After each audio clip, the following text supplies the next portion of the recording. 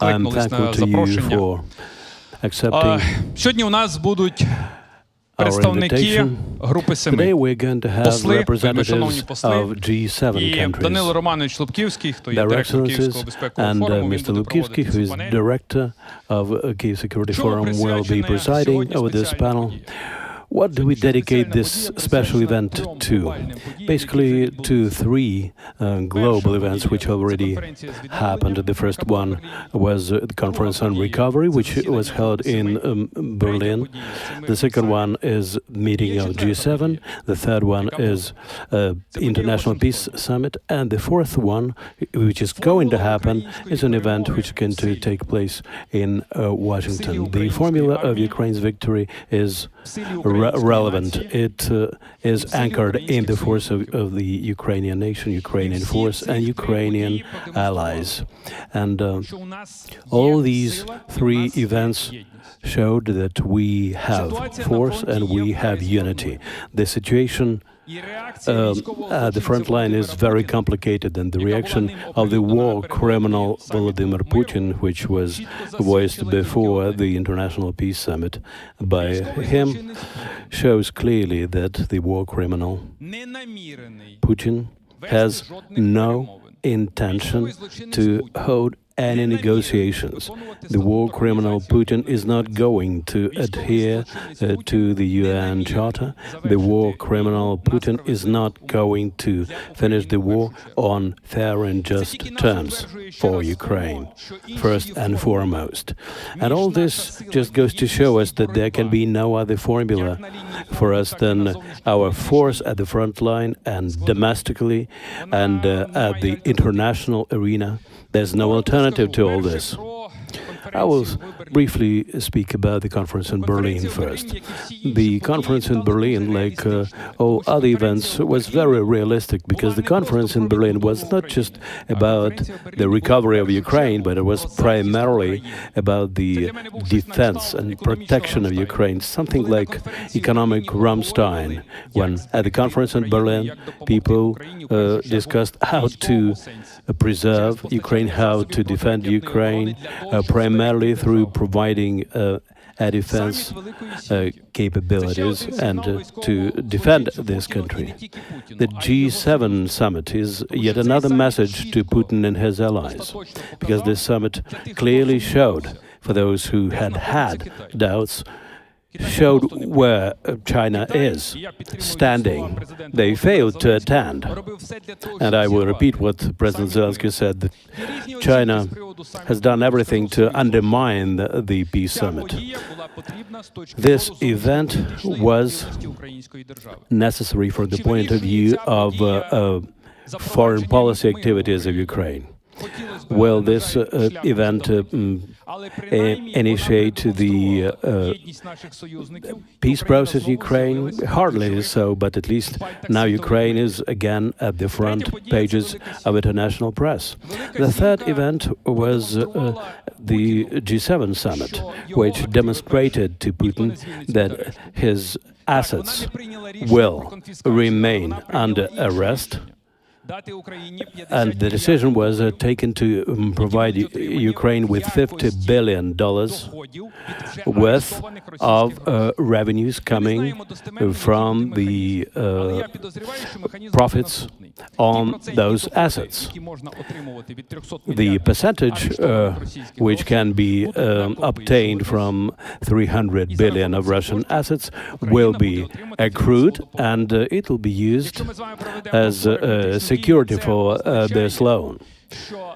Arithmetically speaking, this means that the G7 group told Putin that we are prepared to keep your assets, your money, under arrest for decades. We're not going to step away from Ukraine, and we will continue to support Ukraine, not as long as we can, but as long as it takes for Ukraine to prevail. So those were the three key events.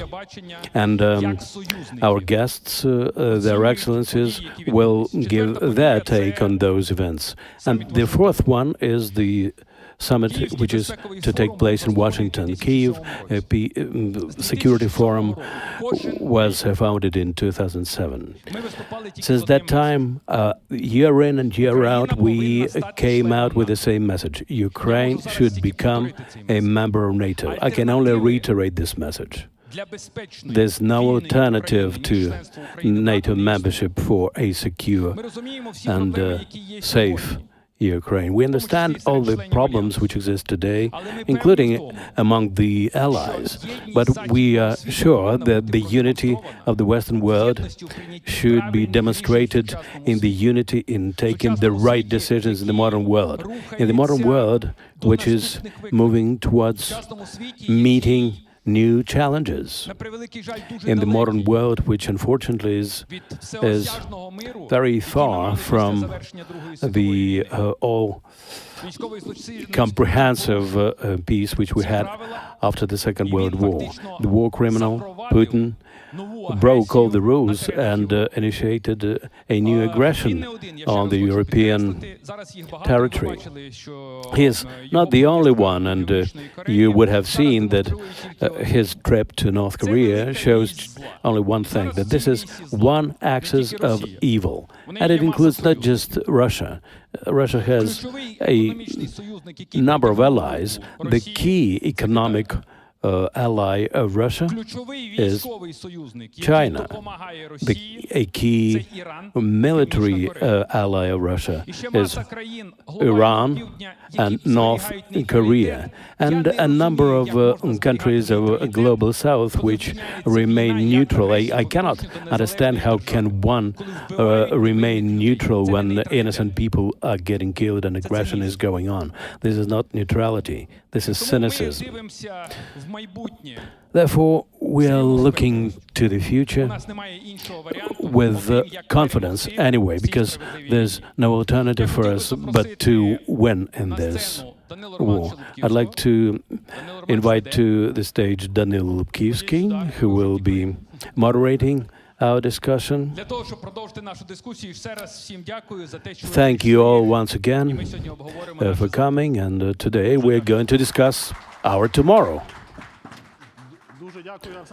Thank you very much, Mr. Yatsenyuk. Ladies and gentlemen, colleagues, I am very impressed by the number of people who have attended this event. This shows a huge interest which we all have towards the events which have been taking place recently and which are going to take place in the near future, including the NATO summit. For us, for Kyiv Security Forum, it is a great honor to invite to this stage our speakers. And first of all, I would like to invite a good friend of Ukraine, Pavlo Koval, who's head of the Committee of Foreign Affairs of this Polish Sejm, who came specifically to attend this event, and he is here with us to discuss all these very important issues. Mr. Koval, please. It is a great pleasure for me to invite to this stage the Ambassador of the United Kingdom of Ukraine, Mr. Martin Harris. And it is my pleasure to invite Ambassador of Canada, Ukraine, Natalka Cmoc, who has just arrived from Canada. I'm equally happy to invite Yaroslav Timofeyuk, Charge d'Affaires of the EU delegation to Ukraine, and the deputy head of the mission of France, Benjamin. You're welcome. Please. We also have two participants who will join us online. Our good friend William Taylor, former ambassador of the US to Ukraine, and Nicola Tenzer, quite an authoritative expert on foreign policy from the Center for International Affairs in France. Ladies and gentlemen, that's a great privilege and pleasure for me to see you all, and that's what I said, that, you know, I'm impressed for how many people came to listen to our discussion, to learn about your reflections upon those important, great meetings, big meetings, international gatherings that we had last week, and those that we anticipate. So my first question is very simple, but tricky. What are your impressions? Excellency, Ambassador of the United Kingdom, Martin, I would like to start by asking you. So, what do you think about these major three international events that we had, like the summit of the Group of Seven, the Peace Summit, and the Berlin Recovery Conference? I'm not mentioning the European elections, unfortunately, but if you wish, I would be happy if you share with us what do you think about these events. What the message they sent to the Ukrainian audience. You're welcome. Which language? This is up to you. Чи можна українською? Будь Чи ласка. краще? Ну, добре, я не знаю, чи... Can I speak Ukrainian? Yes, please, go По-перше, ahead. можна два-три слова про контекст. Well, Тому що first я of думаю, all, що a зараз, couple що ми words about the context. знаємо, що це, на жаль, це буде дуже довгий конфлікт. We unfortunately understand that this war, this conflict is going to be very prolonged. This is the third year after the beginning of the full-scale invasion. Well, this is 10 years after the first invasion. And I think that Putin has just one chance, the fatigue of Ukraine's partners. And what we demonstrated through those three events shows that we have no fatigue, we are not tired, we stand with Ukraine now and forever. And this can be proved by a very important fact. First of all, there is a new agreement in the area of security between the US and Ukraine, and also between Japan and Ukraine. You would be aware that in January, the UK signed the first security agreement here in Kyiv during the visit of Rishi Sunak, and now all the members of G7 have signed similar agreements, and not just G7 but other partners as well. I believe there will be all in all about 30 partners who together with the G7 will be supporting Ukraine's security. And this is not just about politics. It is absolutely key to support Ukraine's security, and those agreements cover a period of time of 10 years. So I repeat, we have no fatigue, we stand with Ukraine. Another very important step is the use of Russia's assets. We believe that what happened is only the first step. I know that there should be a seizure of all the assets, but at least the first very useful step has been made, because through the use of revenues on those assets, we would be able to have loans for Ukraine up to $50 billion worth. So basically, now Russia is paying for Ukraine's defense. Finally, at last, the process has got underway, and this is a huge amount of money.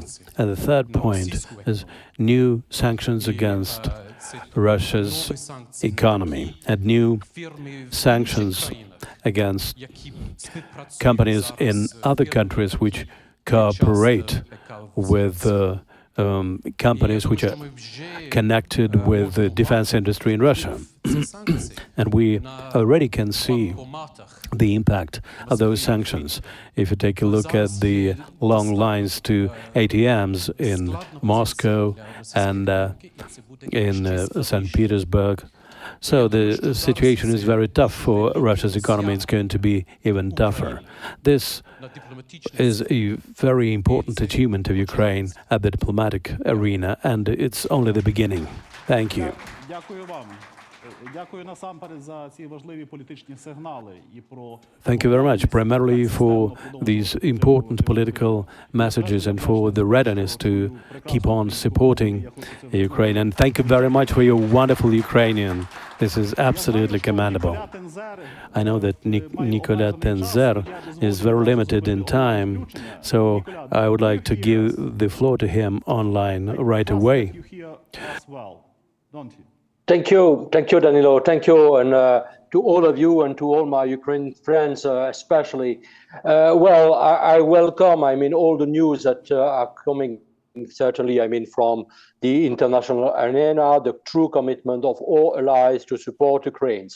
But maybe I will have on 2 points to say also my anxiety, not only because of the very difficult situation and uncertainties that we have now facing in France, but maybe we have some opportunity to talk about that, in another event.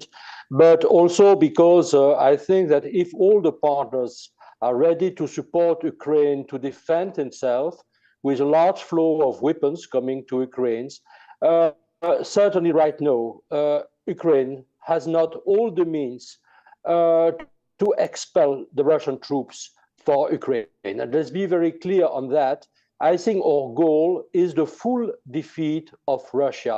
It's not only resisting Russian assault, it's much more than that. It is basically go to the end, to finish the job.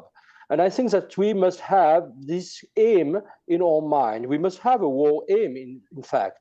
And when I was witnessing, all the results of the summit, the peace summit, in Switzerland, I think you have very good events with the clear, pledge of all the Ukrainian allies, especially to demand the return to Ukraine of the Ukrainian children deported to Russia. And I have to insist that it is basically a crime of genocide under the conventions of December 9th, 1948.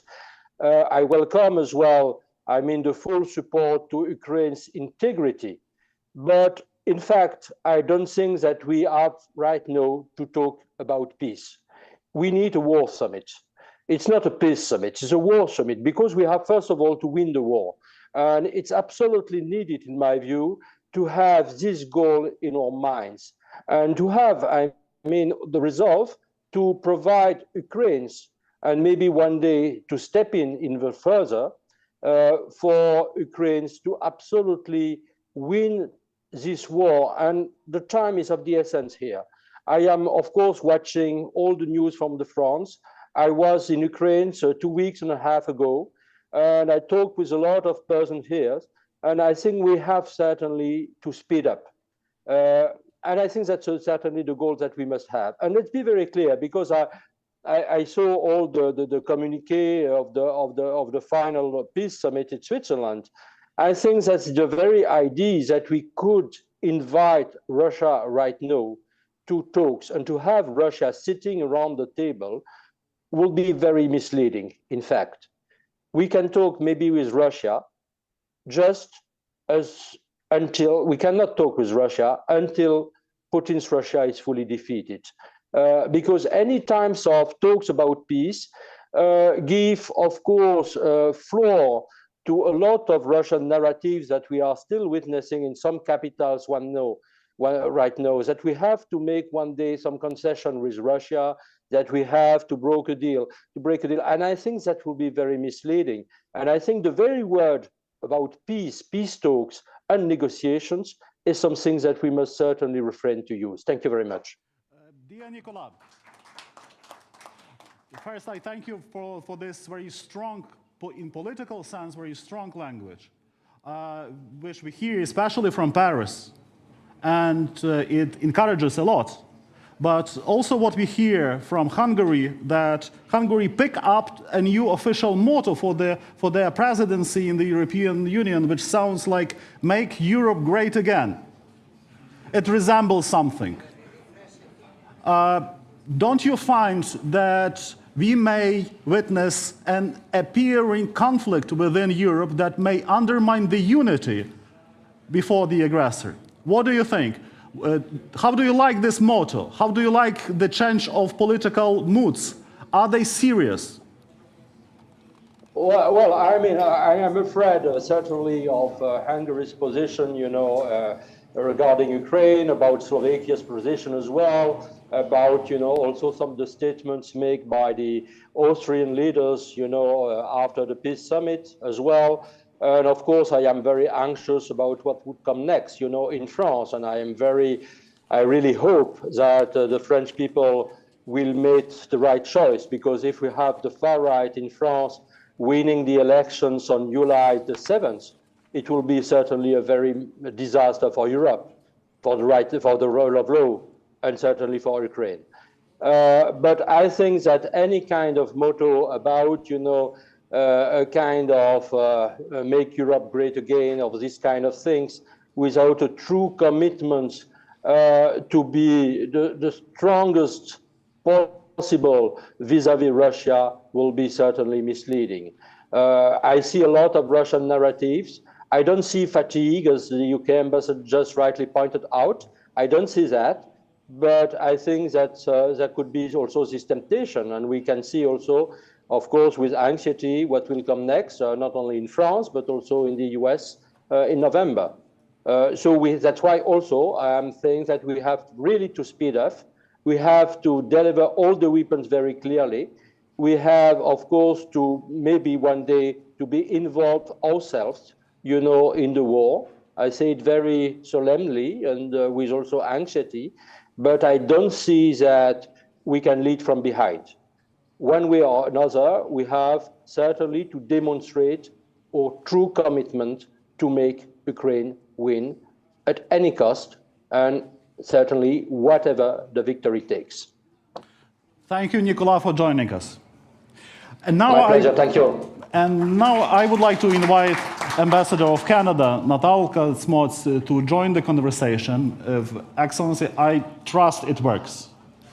It works. Does it work? Oh, it does. Wonderful. And Natalka, if I may, let me quote an important person in my question. At the peace summit, Italian Prime Minister Giorgia Meloni said, I mean, that's something very important, that to defend Ukraine means to unite all the efforts of the international community. If Russia does not agree to the terms, we will force it to surrender. We need to establish minimum conditions for these discussions. We will force them to surrender, minimum conditions. Will Canada agree with this position? Wow, I got the tough question. Dobry wieczór, дуже дякую вам, що ви мене запросили. Я буду Good morning. I will speak English with your permission. The way I understand the minimal conditions would be, the way my Prime Minister describes it, is making sure that we're supporting territorial integrity, and when the Russian troops leave Ukraine. So those are the conditions. Essentially, Canada and other G7 partners are supporting the conditions that Ukraine has laid out to start the conversations for negotiations. So I think what's really important here is that you're seeing the unity, not just the G7 countries, but also you're seeing that expanding beyond. And I think that unity is what's important. So I believe that the more countries are united by this as the conditions required to start negotiations, the stronger the position is. If that answers your question. But I do think that what my colleague has mentioned in terms of the war of attrition, I believe that is correct, that is sort of what we're all facing. And the other one is economic destabilization. And we're seeing, and I believe that even the strikes against the energy infrastructure is with the mind of destabilizing the economy of Ukraine. So the way we support Ukraine, and this, I was at the first day of the Berlin conference, so you really hear this loud and clearly, is that being united with Ukraine means supporting Ukraine's economy, stabilizing it and growing it. And the more we integrate Ukraine's economy to Europe, to Canada and others, the stronger it will be. I think we also don't want to lose sight of the incredible wins that Ukraine has made. I'm thinking of the Black Sea, for example, with just no one had anticipated the naval victories that it had shown. And this was something we can all really support and congratulate Ukraine on. That doesn't mean that there isn't a lot of work ahead of us, but I think if you're starting from a position of international unity, it's a great place to be able to start to really isolate Russia and its allies. Thank you, Ambassador. I wish to thank for the Canadian role behind the G7 summit and the Peace Summit. At the Peace Summit, your Prime Minister announced a new package of assistance to Ukraine, for which we also are grateful. But there is yet another topic that I would like briefly to raise with you, and I believe that that would be important to hear from Canada. For Ukraine, and there is a common opinion among Ukrainian experts that the role of the Global South is important. We have to work somehow with the Global South. How do you assess the reaction of the Global South, what we saw at the Peace Summit? Arseniy Yatsenyuk was quite vocal about what he thinks about the Chinese position and others. So there is a clear clarity, if I may. What's your opinion? What do you think about how should we go on with the Global South? I think that the attendance was fantastic at the Peace Summit. I think that's a lot to be proud of. We were a little skeptical, I must admit, on who would be attending, and I think the attendance was better than many of us had anticipated. Canada, along with Norway and of course Ukraine, leads on working group number 4, which is the human dimension. And I believe that we call them the Global South, but we can expand that, have been instrumental. And I'm thinking here of countries like Qatar in bringing children back and negotiating, that's not the right word, but bringing children back, for example. And I know that there are thousands that have been taken but you know, we were seeing around 400 that have been returned. And I think that, again, is something that we cannot lose sight of. And as these mechanisms get established by various countries, the better. And we also, so my Prime Minister had led on the discussion for the human dimension and invited 4 countries to speak and what we could learn from them. And by inviting other countries that have not been traditionally brought to these discussions, you are essentially bringing them into trying to think outside the box. How do we resolve this? How do we bring attention to this? And you are bringing into the diplomacy of that issue. And the human dimension, I believe, is the most important dimension of this war. Great. Yes, you're welcome. Yeah, I just wanted to underline that at the Peace Summit, we had really strong interventions from a number of countries of the Global South. Ghana, for example, Kenya made a very strong intervention, Côte d'Ivoire as well.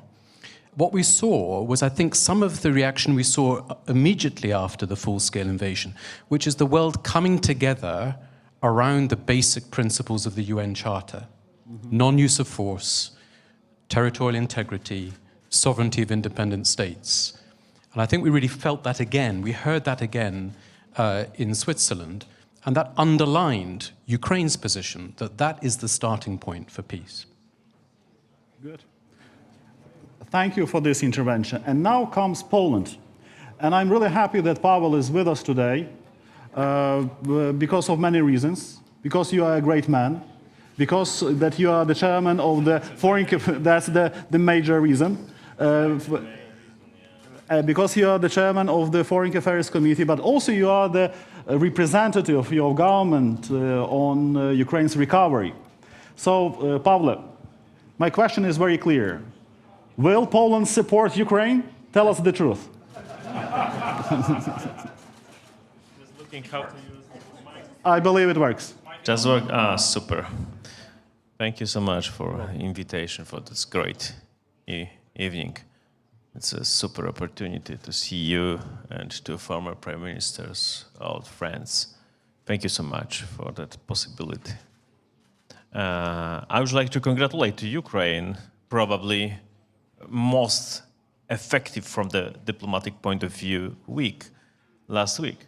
It was 4 great international events. Normandy, plus G7, plus Berlin, and finally The Peace Summit. the Peace Summit. Yes, of course.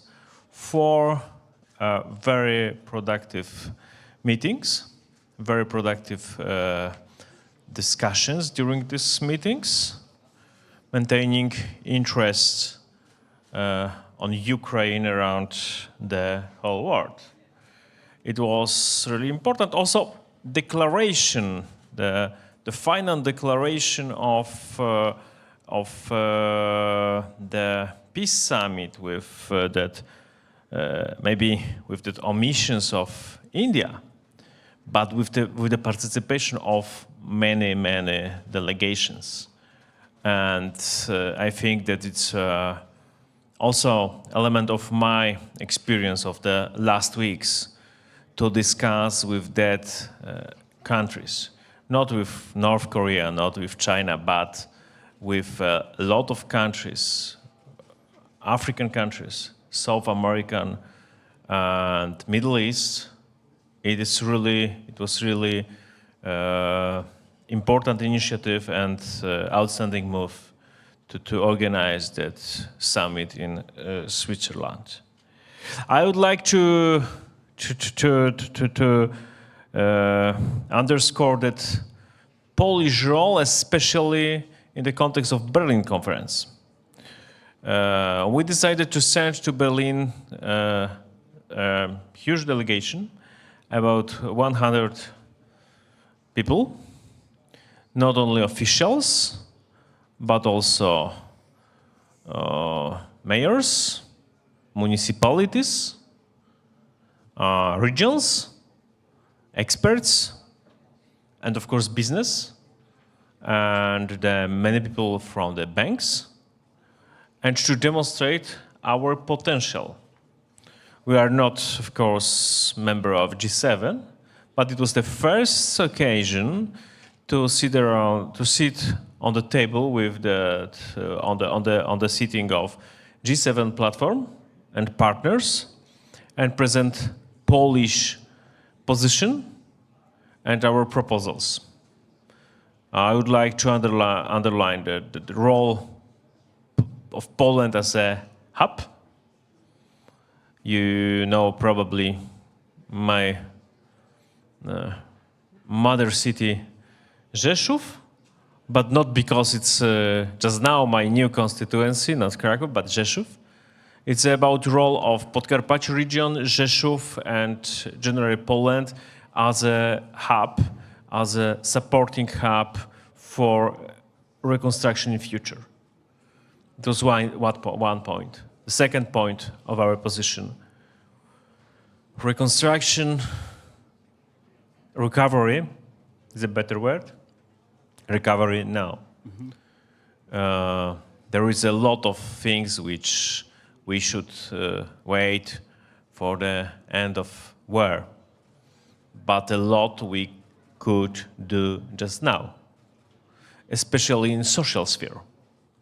And our proposal was to join to the processes in a bigger scale, also self-governments, municipalities, not only from Poland, but it was our initiative, but also from Germany, from France, to use municipalities, regions, activists, experts, also in processes of preparation of Ukraine to membership, to full membership in European Union.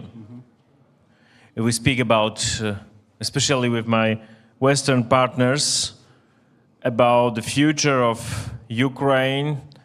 They underline very often problems. You know that problems, oligarchization, it's standard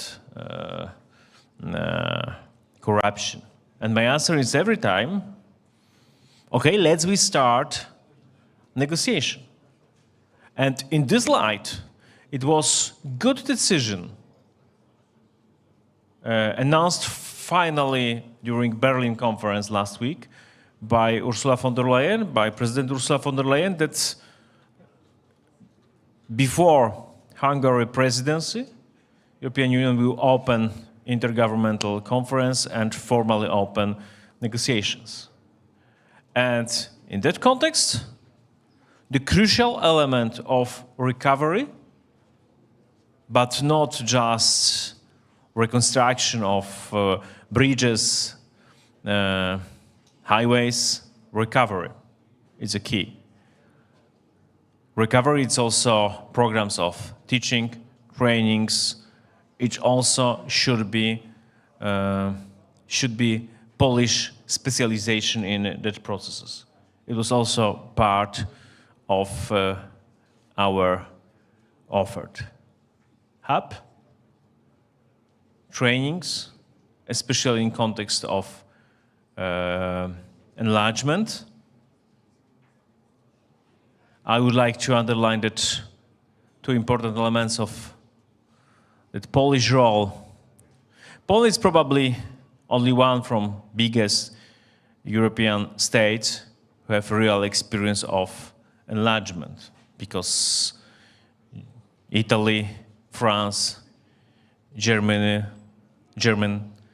never joined European Union. And we have real experience. And we're only one from biggest countries who say openly, yes, there is part of our national economic and security interest to enlarge European Union. We are ready for very serious, strong negotiations, but we will accelerate that negotiations because it's in our interest, without any additional problems, without any additional conditions like, for example, new treaty, new general legal regulations for European Union in case of enlargement. It was also part of our position. And I would like to underline the new approach of Poland after last election, 15 October last year. Poland is back with new proposals, with new offers, and we understand that we are not part of G7, but we are a real hub, but we are real friends, and we have real interest to enlarge European Union. Thank you so much. Pavle, yes. Pavle, thank you very much. Am I right? Have I understood you correctly that we may expect a new sort of Ukraine-Poland reset? Do you think that politically we are going to find pragmatic way of doing common business and integrating Ukraine into the European Union? Is your government ready for such a reset? My position is that we should be more pragmatic in our relations. You know, I really like history, I really like our common elements of culture, etc. But I'm sure that it's a time for new pragmatism. We should stop Putin, is the third condition. And we are ready to be really active, like during that horrible period before approving of supplementary act in the US, not only on Twitter, but also in social media, and especially in political cabinets. But we are, I mean Poles and Ukrainians, before strategic historical decision. All will find synergy. All we will discuss every time about historical, but not only historical, probably also ongoing problems like in the February this year, close the border. We should be concentrate on the possible synergy. In Polish debate, my everyday answer for any questions for our possible opportunities in relations with Ukraine, it's 11.3 billion euros of our export to Ukraine. It's also true about our economic relations. We should be concentrate how to keep that possible opportunities for us for the future and not be only concentrate on history. History is really important. I'm, as you know, professor of contemporary history, but my message is very clear. Let's be open new chapter based on the more pragmatic approach and based on that, you know, fantastic historical opportunity for Poland to have one more member of European Union and NATO on the east, on our border. Wonderful. Thank you so much. Thank you. It would be natural if we continue by asking the senior representative of the EU delegation in Kyiv, Yaroslava. I'm really happy that you're here, and please pass our best regards to Ambassador Mathernova. Yaroslava, you know, I could not but start by asking about the decision of the EU ambassadors to start accession talks with Ukraine and Moldova on the June 25th.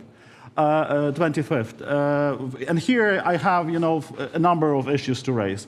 First of all, how do you assess the progress?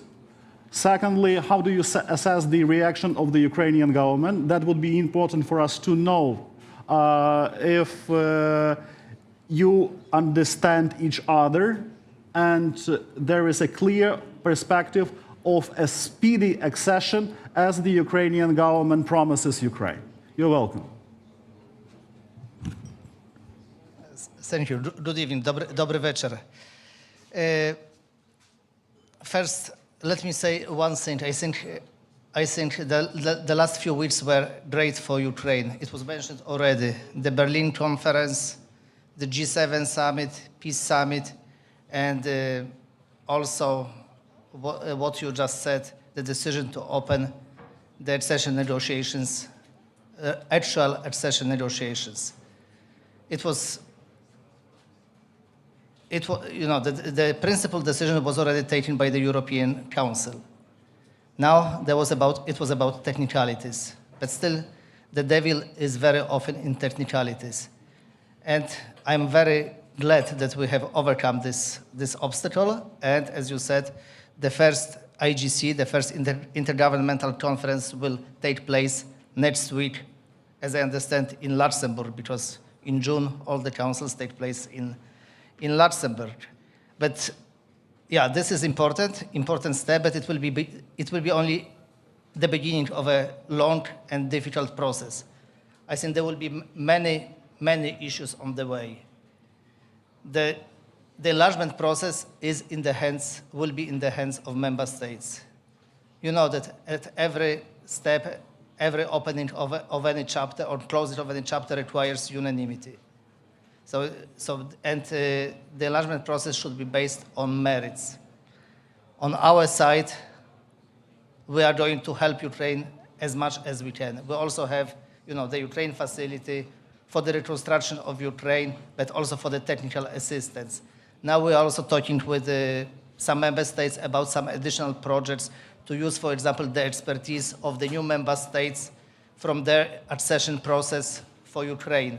And also myself, I remember very much the accession of Poland, how difficult it was, but in the end, how transformative it was for Poland and for the whole of Europe. And many fears, many concerns that were expressed in the 90s, in the beginning of 2000, they proved totally inadequate, totally wrong. So, and also then somebody mentioned at the beginning,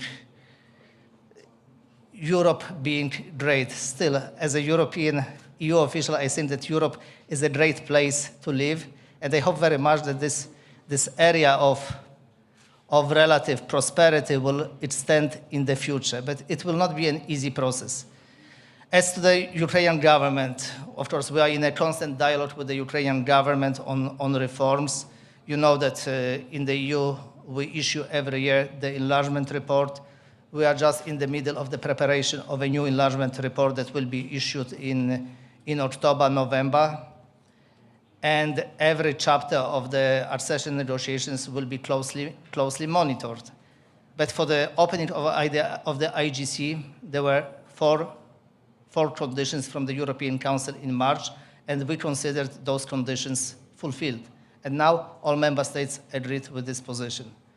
So I'm looking forward to this, and yeah.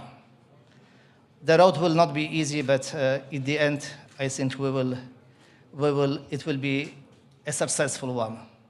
Right, but do you think that the start is successful? So can we consider it a success in our relationship with the European Union? Definitely yes. Of course, definitely. Before I invite our French colleague to join the conversation, I would like to invite Ambassador Taylor to be with us. And Excellency, Bill, I'm really sorry for keeping you so long over there. And I have a good question for you. You know, there was a shadow at the G7 summit and all other summits that we felt that shadow. That shadow is named the upcoming elections in the United States. And this shadow overshadows a lot of things.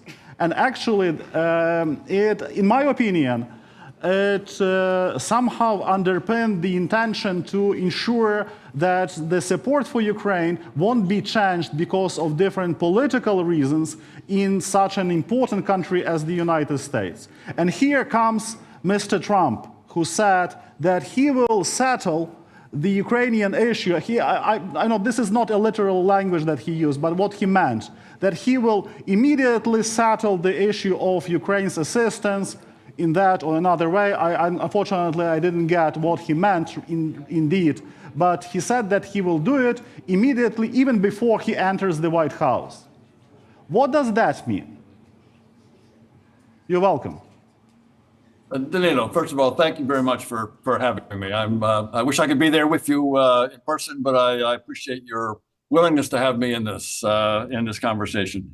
I thought you might ask this question, but let me respond by saying that yeah, we have elections. That our British colleagues and our French colleagues and others are having elections. This is what happens in democracies.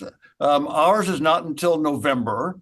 Right now, the polls are pretty even. It's 50-50. So I have a lot of European friends who think they know the outcome of our election. Well, they don't. I don't. We don't. It's too soon to say. There's a lot of time.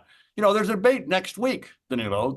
There's a debate here next week where the two presumed candidates will have an opportunity to say in front of the American people. So there's a lot to happen, is my point, between now and the election. So that's the first point. The second point is the policy on Ukraine from President Biden is very clear. It was very clear, and I'll mention this at some point. You've already mentioned it a bit. It's very clear. I mean, he's said over and over, as long as it takes. And he's pushed real hard for the supplemental that our Polish colleague just mentioned. He's made it very clear what his policy is. What is less clear is what Mr. Trump's policy is. It's less clear. We've heard different stories, different ideas, different projections about what his policy might be. Just in your question, Danylo, you were not entirely sure what it was he said. Well, no one's entirely sure of what it was he said, and he may make up his mind later. on this. I mean, he may not know exactly what his policy is going to be. All to say, it's too soon to worry about a change. And my third and fourth points are that the Congress, and more importantly, the American people, have said over and over in response to questions and in Congress, overwhelming bipartisan support in both houses of our Congress, the House and the Senate. It's very clear that the American people and the U.S. Congress supports Ukraine. They continue to support the $61 billion that was just voted, reflects strong support for the American people. Strong support for the American people. So to the extent that elections reflect the views of the American people, my view is who's ever elected in November in the United States is going to support Ukraine. I think that it's too soon to say who's going to be, but I am very sure that the American people's view of support for Ukraine will be reflected in the next administration. Bill, thank you very much. If I may, I would like to add an additional question to you. Along with these important international events that we discuss right now, I cannot but mention also, along with them, I cannot but mention yet another manifesto of so-called President Putin, who challenged the whole global community with his notorious so-called ultimatum, peace initiatives, whatever, peace deal, as he says, that he is ready to suggest. What was the reaction in the United States? And please explain, what was his goal, and did he manage to somehow influence the developments and the summits? You know as well as anyone that no one knows what's in President Putin's head, Mr. Putin's head. No one knows.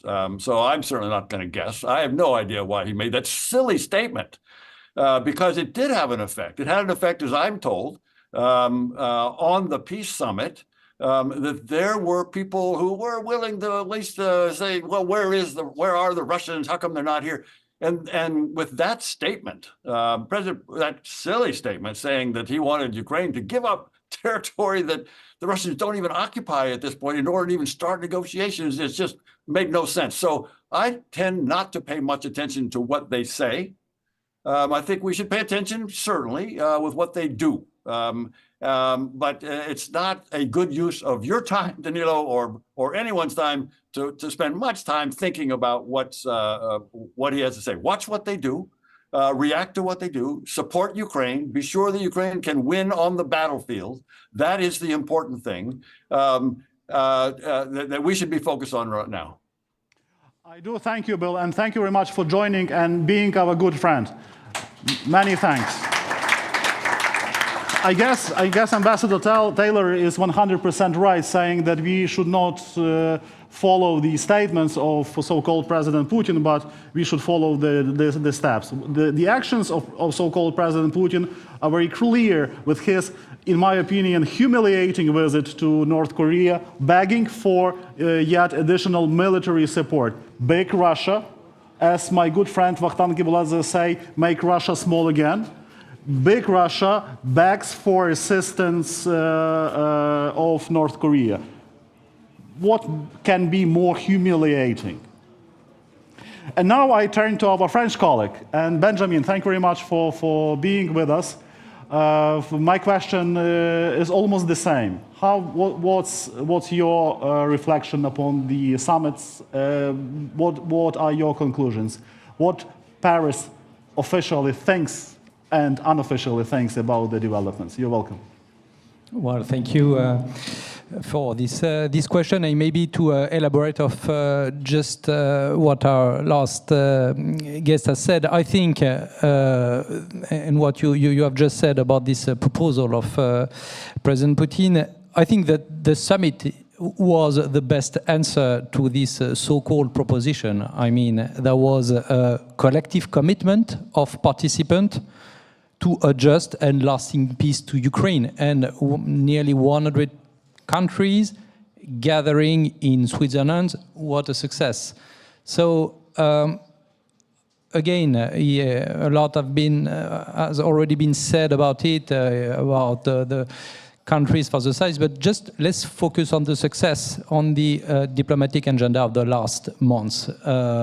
As it has been recalled first by Ambassador from the UK, signature of the security agreement in February by nearly now all the G7 countries plus many other countries. That was starting in February. And what a month in June, Normandy. Let me recall the announcement that has been made by President Macron at this moment. Training of soldiers, new air fighter Mirage 2000 that will be given to Ukraine. Next, the conference, the new loan for reconstruction in Berlin. Again, this success of the Conference for Reconstruction, as it has already been said, and the G7, this agreement for this major loan using interest assets. That was not that was not an easy task to reach out an agreement, but collectively we did it.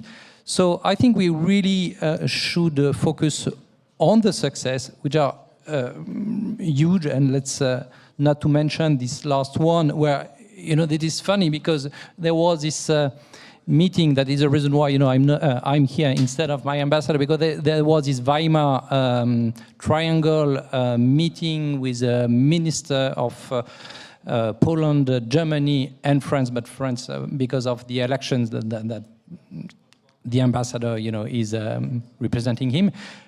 It was just to be sure, to give the last impetus, to be sure to hammer out this agreement for the international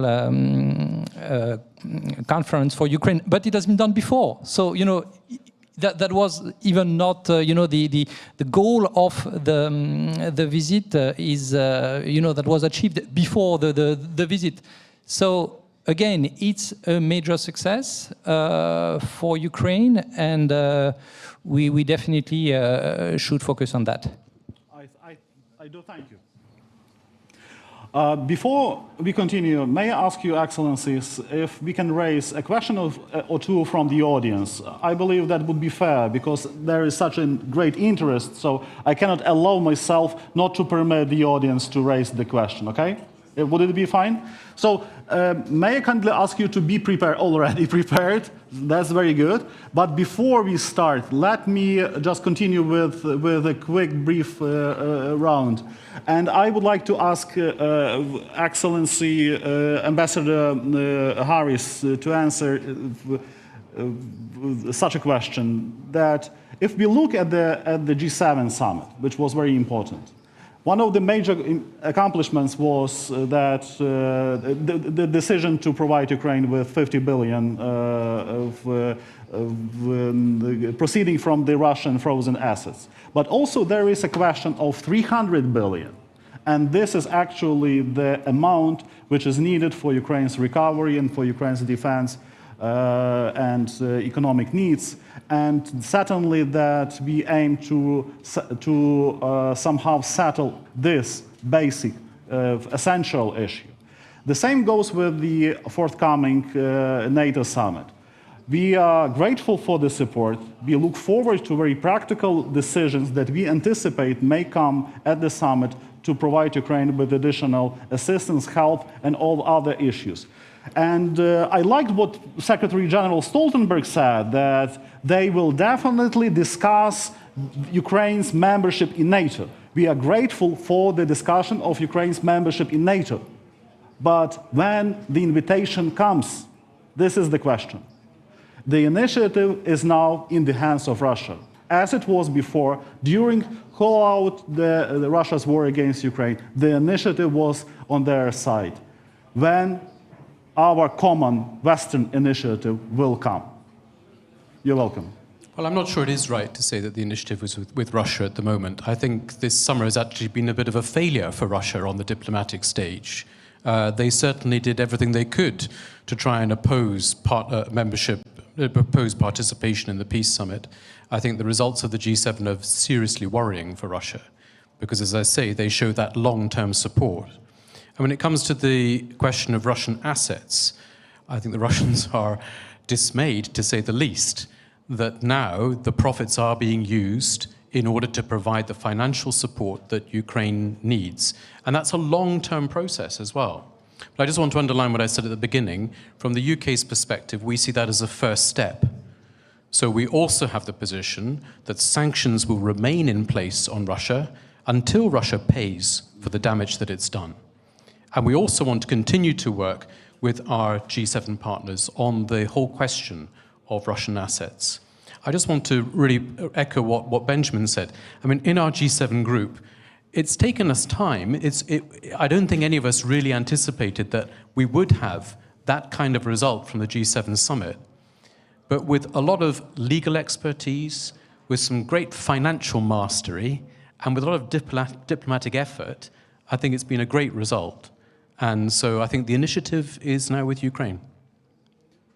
That's good to hear. And now I would like to invite our audience to raise their questions. I see that we have 2 questions, and I would like to kindly ask you.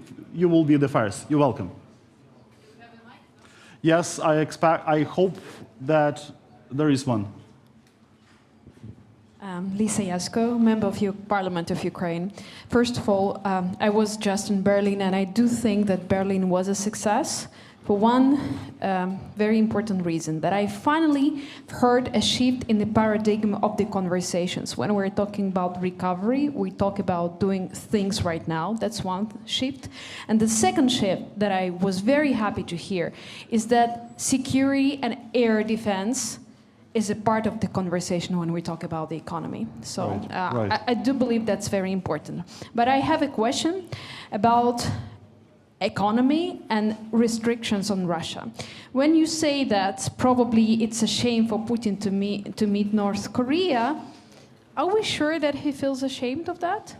Is he doing economically Putin and Russia so bad or good that he cannot maintain or can maintain a war for a long time? There are different opinions and analytics on that.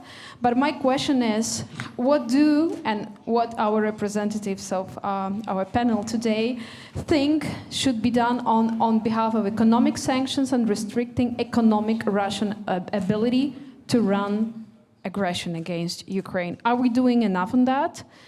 Definitely no. We need to do much more. So please share your opinion on that. Thank you, Lisa. Do you address this question specifically to someone on the panel?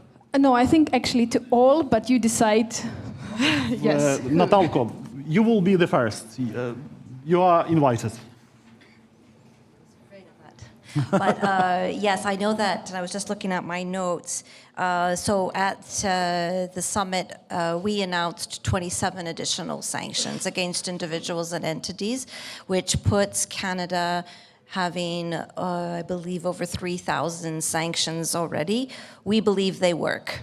So I know that there's skirting of sanctions, but it's always keeping up. So it's always like that, following the tail and keeping up with it. And I do think it's making a difference personally in terms of economic sanctions against Russia, but it's also Belarus and Moldova and anyone who's contributing. So our sanctions this round focused on people who are directly contributing to propaganda and disinformation, as well as a couple of others, but I just... yes, so 27 individuals involved in Russia's military-industrial complex, as well as disinformation. So that's where we focused on them this time around in terms of Canada. Thank you, Natalka. Yaroslava, I believe that would be appropriate for the European Union also to answer this question about the sanctions. What should we, as Lisa said, expect and so on? Yeah, thank you. It's a political question, technical, and a bit of philosophical, I would say. I understand that from the Ukrainian perspective, sanctions will never be enough, and I fully understand it for the country that is at war. But I think that we have done a lot of things, which maybe we could have done even better, something more. But for me, it was really a very positive assessment, what I saw, how quickly we moved on sanctions, especially on freezing of the assets of the Russian central bank, how quickly it was done in the first days of the full-scale invasion. And of course, we are doing, for sanctions in the EU, we need unanimity. We need also sanctions to be effective. We need an agreement with all the partners, important partners in the world. If we also have to see that if we close something, ban something, that there is not a kind of a alternative market being created. And sanctions are having an effect on Russia. I mean, frankly speaking, maybe personally, I think it will never be the case that Russians will not be able to import, to smuggle some chips for the missiles, because they have diplomats, they have some, North Korea is also doing this despite of sanctions. But we are trying to do everything we can to make this illegal trade smuggling as difficult as possible and to increase the cost of this. So this is what we do, and this is what we will continue to do in the future. Thank you, Yaroslav. Pavel, in my opinion, that's a related issue. As we have passed the European elections, and we have some good and negative results, in my opinion. What is good that the European People's Party has won the majority, and that's fine. I mean, since the Kyiv Security Forum belongs to this ideological family. But don't you think that we see some signs that may undermine the unity within the European Union, within the European Parliament, some new moods? That was actually the question about, this make Europe great again thing. So what do you think about the results, and how do you read the message from the European elections? 2 words about sanctions. From the point of view of research, sanctions is a kind of international game. We should analyze sanctions in category of time, place, and also dynamics. It's a normal situation in every kind of international sanctions that we should improve that. Our foes will try to avoid, and it's a normal, extremely dynamic situation in context of sanctions. And the crucial, it was decision that we start use Russian assets, the first one, not only for the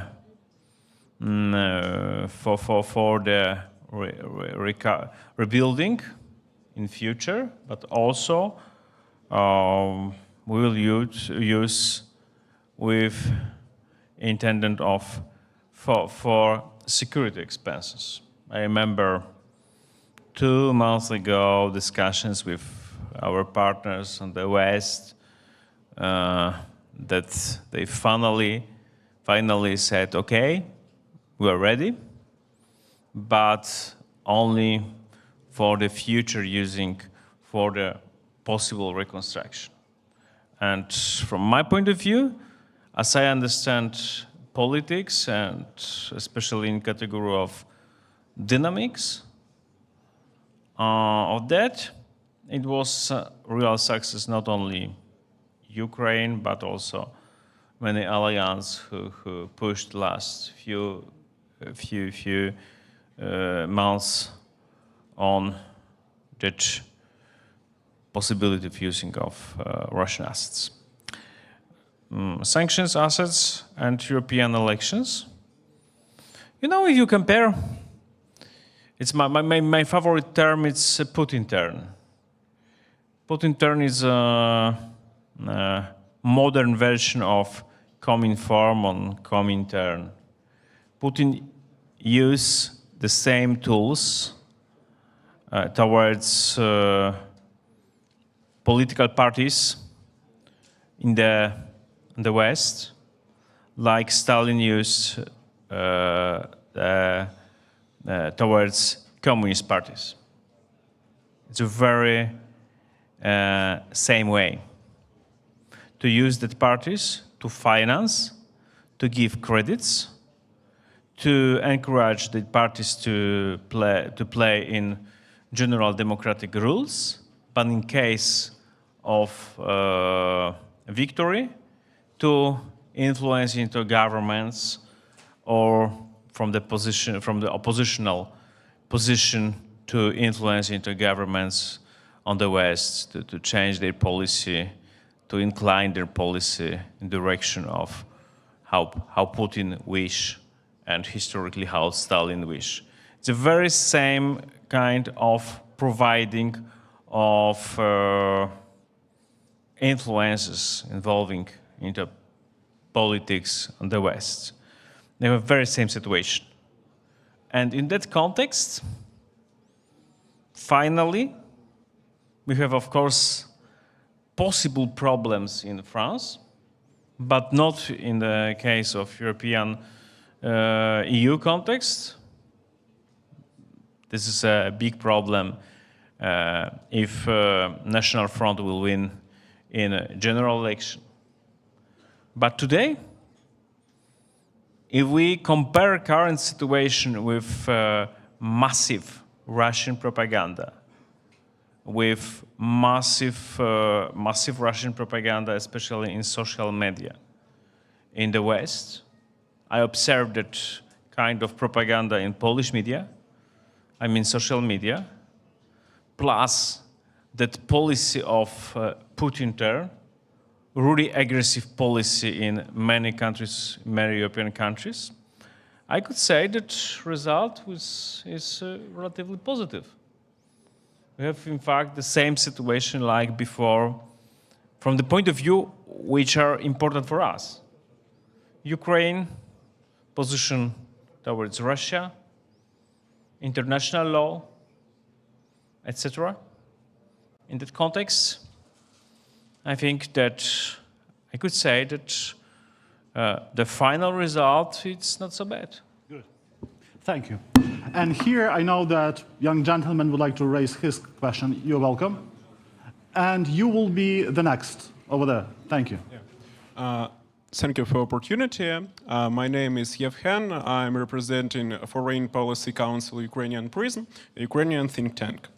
And my question will be to whoever wants to answer it, whoever has courage to do so, because it was quite tough, but theoretical. Well, the question is the next. Unfortunately, Russia has nuclear weapons. And those nuclear weapons are quite a deterrent factor for actions of Ukrainian allies. And the problem is that, unfortunately, we do not have like a theory of victory over a nuclear enemy. So a country that possesses nuclear weapons. Does G7 countries have some perspective on that? And like this factor, do we have a theory how to overwhelm a nuclear power? Thank you. I do, thank you. I invite everyone to answer that question. Who will be that hero who will try to do it? Martin, would you like? I don't actually agree with the premise. I don't think that Western partners are deterred from supporting Ukraine by Russia's nuclear threats. You know, we've heard them several times. Has our response been to stop supporting Ukraine? No, not at all. We've increased our support for Ukraine. I think we all know that nuclear annihilation on a massive scale is not a solution for the world and not a solution for Russia. We won't be deterred by these kind of threats. Instead, we will continue our support for Ukraine, and we'll also continue to support, when you talk about the theory of victory, President Zelensky's peace plan, because at the very heart of that peace plan is the principles on which the security of the world depends, and those are the basic principles of the UN Charter. I'm very glad that D-Day was mentioned today, because I think D-Day was a very important moment when there was a connection between that terrible struggle which led to the creation of the United Nations in 1944 and 1945, and the need today to defy tyranny, and also the need today to protect what people fought for back in 1944 and 1945, which are those basic principles of independence and security of nations. And I really sense, again, coming back to the last event, the Peace Summit, the world coming together, again, in defense of those principles. I do thank you. And I would like to ask Sofia Fedina, who is the member of Ukraine's parliament, to ask your question. You're welcome. Good evening, everyone. Thank you for giving a chance to ask a question. And I would like to hear the comments of our honorable panel about the next question. I think that the most valuable asset for Ukrainians, and actually for Europe, for the other countries, is time. And we are lacking time so much. And the time is playing against us, actually. Every minute, if we even are sitting here, our defenders are dying on the front line. And it's humiliating for every family to wait for a phone call, for a message, whether the father, mother, brother is alive or not. And the time is playing for Moscow Federation, because the longer we deal with negotiations, peace plans, how to bring more weapon, or how to not provoke Moscow Federation for more aggression, the Moscow gets more and more time to create new weapons, to mobilize more people, and to do everything to destabilize the situation. You already mentioned today about how Moscow Federation is influencing through the social media in every society, and actually the elections are also being used very heavily by Moscow Federation. So the question is, how do you think, maybe personally, maybe as a representative of the country, what should be done more? Because sanctions are quite slow mechanism. Negotiations with the Moscow Federation is useless mechanism. Because I do think that the first thing that we need is to close Ukrainian sky and to get as much as possible patriots or some equivalent systems, not to get Ukraine ruined by Moscow Federation. Now we have to restore the energy, but we could have closed the sky earlier to stop missiles, maybe. So what do you think, what should be done more? What should Ukraine ask more? And how we can unite more efforts immediately to stop at least some moments of Moscow aggression against Ukraine? Thank you, Sofia, for this wonderful question, because this is the voice of our despair. Bill, I would like you to wait for a while. I will immediately get back to you. But before that, I would like to ask Ambassador Cmoc to answer that question. That's the question of our pain. So I feel you, and I mean, I have to admit, I feel the same way. I wish that things could just go faster and move faster and finish this war. So I'm with you. But just an observation, if you allow me. When the war had started, no one anticipated that Ukraine would succeed so well in those first few days. So it actually surprised, I think, Ukrainians as well, how well they did and how united they were. And because of that, I think it rolled to other countries and other people. And I could say Canadians, I'm not speaking of the government, but Canadians are watching in anticipation, and anybody with Canadian heritage was just proud at that moment just how well Ukraine performed. What time did provide, if you let me, is that it allowed time for Ukraine to gather strength, to train and develop its army. It's being modernized now at a much quicker pace than it would have otherwise, which is helping it towards its steps in NATO, for example. But the Ukrainian army is modernizing at a pace that no one had imagined. The technology that is being innovated here and brought forward, the rest of us are watching and will be learning and we are learning from Ukraine. So that's what time has brought Ukraine. You will now have the most experienced and the most competent army, military, and security forces in the world, I believe that, and you will be training the rest of us in how this is done. So they will be joint exercises where we will be learning from you. We also see in this war that the kind of capacities required has changed, and so we're scrambling as a world to start producing defense technology that frankly hasn't been had. Our factories have been abandoned in defense because no one believed that we would require it to this extent. So I think we're adjusting as a world to this reality and trying to work with Ukraine to defend it. So I don't think it's just a lack of not wanting to. I really genuinely believe that there are people who do want to support, and I can say that I am very impressed with the Canadians, regular Canadians who are coming together, putting money towards drones and other technology, and just the technology that is being built here that is going to serve other factors as well. So that's, but I do hear you, and I do think that we collectively want to end this war. We want Ukraine to succeed. We really want Ukraine to succeed in all ways. Thank you, Natalka.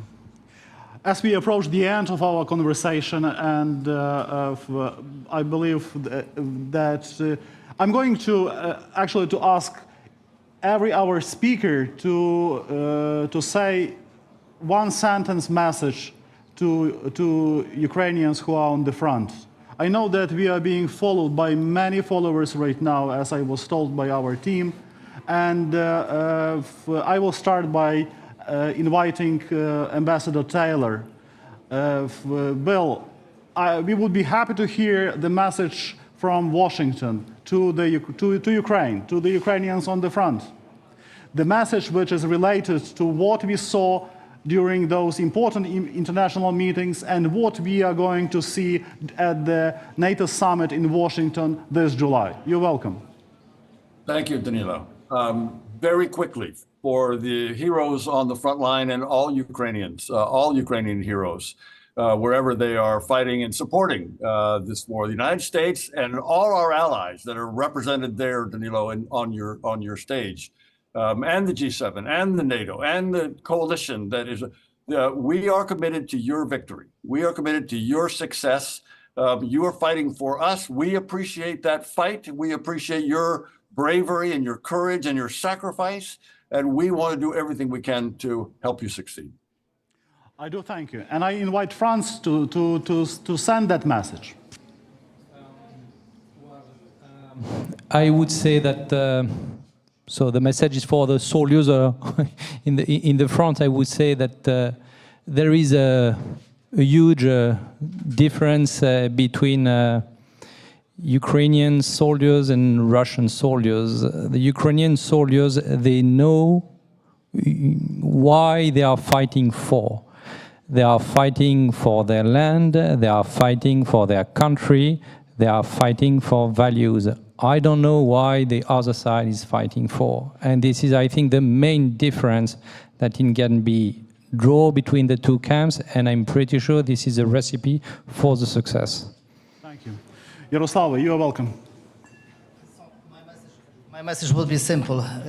Razem do peremochy, my z wami.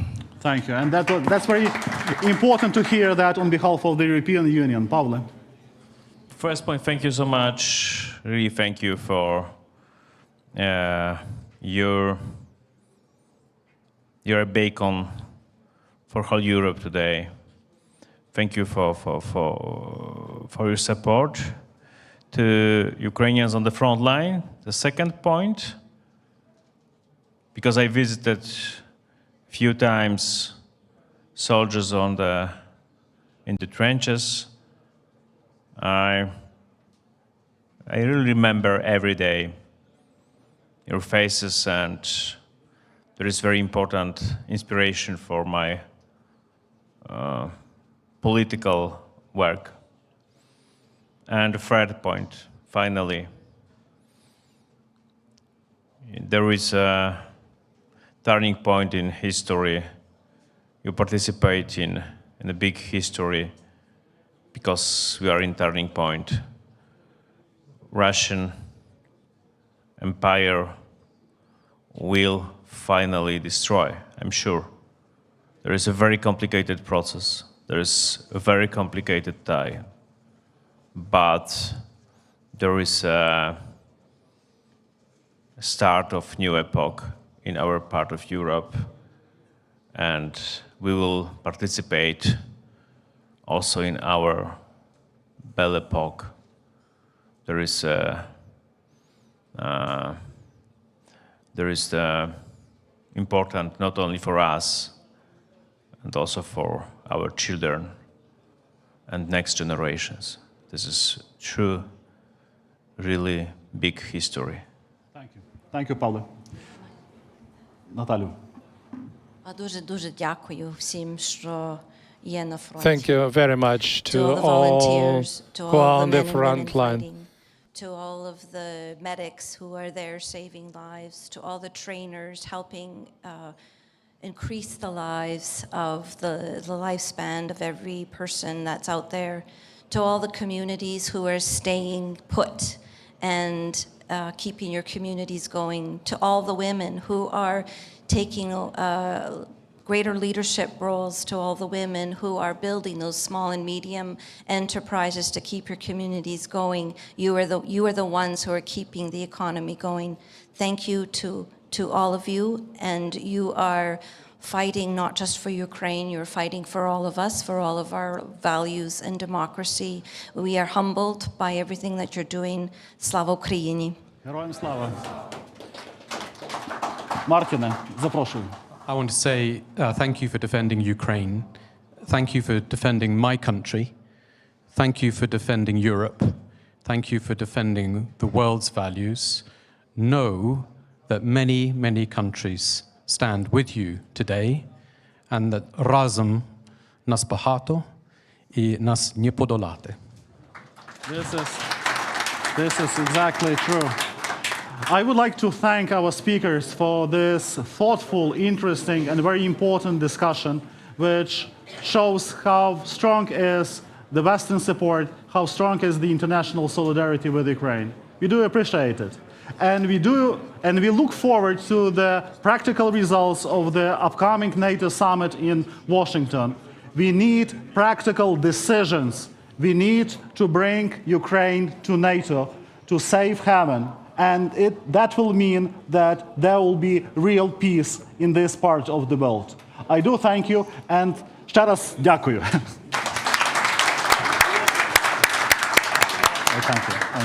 Thank you. Наталю, дуже дякую.